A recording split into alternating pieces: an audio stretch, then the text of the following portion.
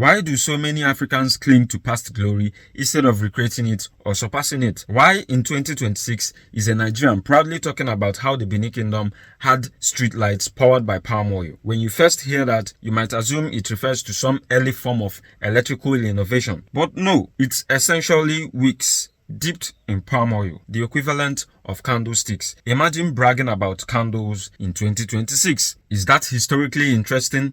Yes. Is it something to boast about in 2026 while the rest of the world is advancing solar, nuclear, and smart energy systems? No. History should inspire progress, not replace it. So let's talk about today. Nigeria generates roughly 40,000 gigawatt hours of electricity with a population larger than that of Egypt. Yet, Egypt produces over 215,000 gigawatt hours of electricity. Nigeria was colonized by United Kingdom for about 99 years. Egypt, on the other hand, experienced waves of imperial control: Persians, Greeks, Romans, Arabs, Ottomans, and the British, spanning nearly 2,000 years. So explain this. If colonization is the defining factor, why is Egypt producing 5 times more electricity than Nigeria, despite a long history of foreign domination? Let's go further. Singapore was colonized by Britain for over a century, 146 years. They gained independence just 5 years after Nigeria. Today, their GDP per capita is around $173,000, while Nigeria sits near $9,000. Their total GDP is about $659 billion,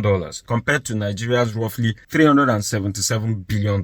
6 million Singaporeans are more economically productive than over 200 million Nigerians. And the explanation is what exactly? Shadowy Western forces? Singapore doesn't even have the natural resources Nigeria constantly points to as its advantage. So how does a country with far fewer people and fewer resources outperform Nigeria so drastically? At some point, the excuses stop making sense. Blaming colonialism as a permanent explanation ignores the reality that many countries were colonized and still managed to build functional, productive systems afterward. History matters, but it's not a strategy. Bragging about the past achievements won't fix power generation. It won't build industries.